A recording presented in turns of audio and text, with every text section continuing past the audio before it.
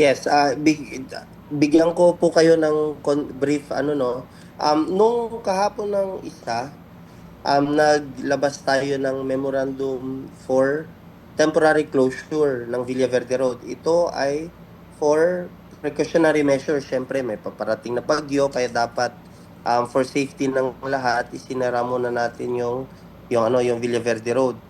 3:30 noon naganap yung unang landslide. 3:30 ng hapon kasi 10 AM tayo nagsara. 3:30 ng hapon sa kasagsagan ng pagdating ng bagyo, nagkaroon ng unang landslide. And Mm. then gabi noon, if I remembered it right, 12:00 ng gabi hanggang 5:30 na madaling araw, dire-diretso na malakas ang ulan. In fact, sa record namin sa aming rain gauge, umabot siya ng um, heavy rains hanggang sa intense or heavy to intense rains, ganyan. Um, sa short that 12 hours na or sorry, 5 hours na dire-diretsong pagulan, nagkaroon ng another 12 landslides.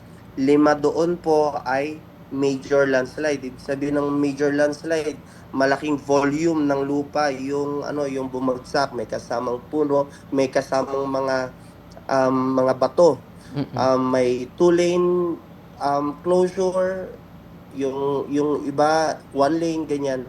Pero meron din mga out of 13 landslides in total, lima doon ay major. Mm. Yes, sir. So dito, sir, itong mga landslide na ito talagang ito ba ay first time na merong ganitong kadami na landslide sa ganitong bagyo, Sir Shalom?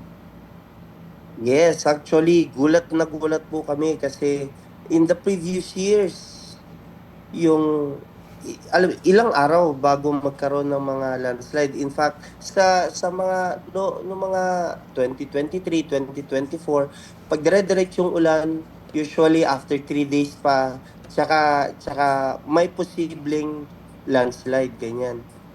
Pero Mm. ito, sa loob lamang ng 5 oras, sobrang dami. 12 ang dumagdag na landslide doon sa taas. Mm.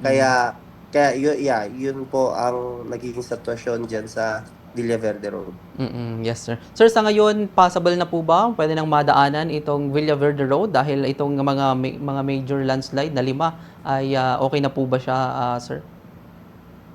Actually, sarado pa sir. Until now, at this point in time, sarado pa. Kasi, ang nakiklear pa lang, ang in charge po sa clearing operation po pala ng Villaverde Road ay DPWH. Mm. So, anim pa lang po, mula nung nagkaroon ng landslide, anim pa lang po yung mga natatapos nila. So, meron pang ongoing pa po ang 7 landslides na clearing operation. Actually, medyo mahaba po kasi. Mm. Mula dun sa kilometer 207, kilometer 207, hanggang sa kilometer 227, so 20. Ibig Mm. sabihin nun, 20 kilometers yung affected Mm. ng landslide. Iba't ibang po yun ang lugar. Ganun po, naka-distribute doon yung 13 landslides. Mm. Kaya po, until now, at this point in time, diretso pa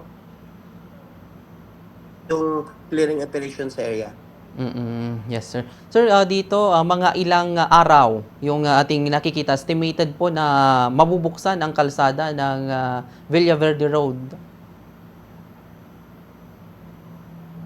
That hindi ko po kayo masagot, pero Mm. ginagawa po ng DPWH ang lahat para ma-clear na yung mga landslides natin. In fact, diretso yung tulungan po namin pati ng barangay para mabuksan na tong Villaverde Road. We Mm. are hoping sana kung makaya ngayong araw. Ayan, wino-work out naman po ng ating DPWH at ng aming LGU. Hopefully this day. Pero kung hindi, baka abutin pa bukas. Yes, sir. So may mga nakaantabay din, sir, na mga otoridad dito sa harapan ng o bungad ng Villaverde Road, sir, upang sa ganoon yung mga individual na talagang hindi alam na mayroong mga ganap na sarado itong Villaverde Road para mabigyan sila ng abiso, sir.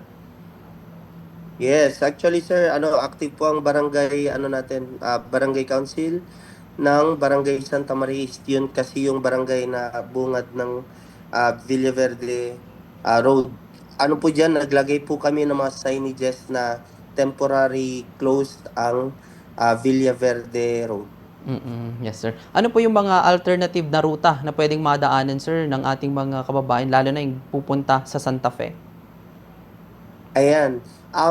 Ayun po, lagi namin sinasabi sa mga motorista at maging sa mga social media posts po namin, doon po muna sila dumaan sa Umingan Lupao Road. Ito po yung highway, Mm. Maharlika Highway po ito papuntang Nueva Ecija, Pangasinan Nueva Ecija Highway.